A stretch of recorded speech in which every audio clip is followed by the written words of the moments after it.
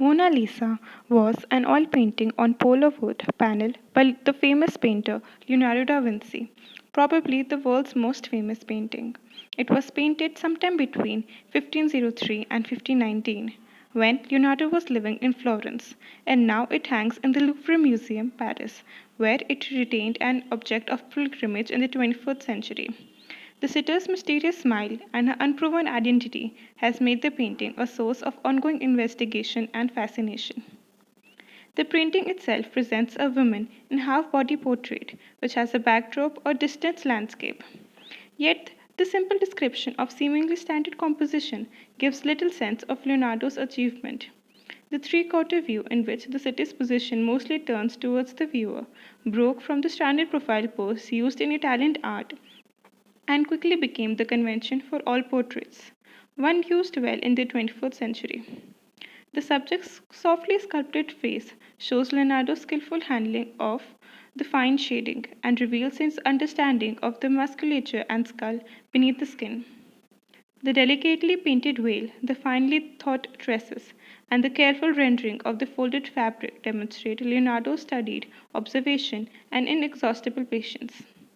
Moreover, the sensuous curves of the sitter's hair and clothing are echoed in the shapes of the valleys and rivers behind her. The sense of overall harmony achieved in the painting, especially apparent in the sitter's faint smile, reflects Leonardo's idea of the cosmic link connecting humanity and nature, making this painting an enduring record of Leonardo's vision. In its executive synthesis of sitter and landscape, the Mona Lisa set the standard for all future portraits. Leonardo da Vinci began painting the Mona Lisa about 1503 and it was in his studio when he died in 1519. He likely worked on it intermediately for over several years, adding multiple layers of thin oil glazes at different times. Small cracks in the paint, called carklet, appear throughout the whole piece, but they appear finer on the hands, where the thinner glazes correspond to Leonardo's late period. French King Francis I, in whose court Leonardo spent the last years of his life, acquired the work after the artist's death, and it became part of the royal collection. For centuries, the portrait was secluded in French palaces, until insurgents claimed the royal collection as the property of people during the French Revolution.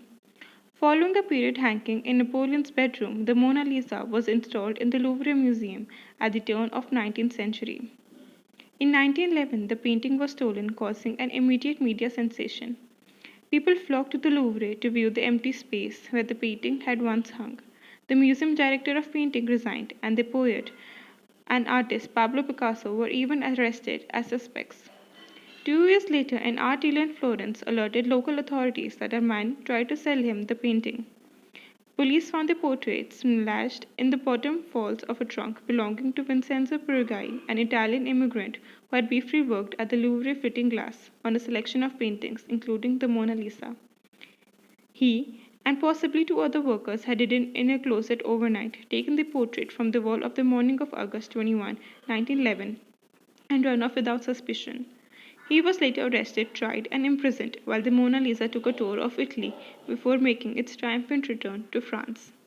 During World War II, the Mona Lisa, singled out as the most endangered artwork in Louvre, was evacuated to various locations in France's countryside, returning to the museum in 1945 after peace had been declared.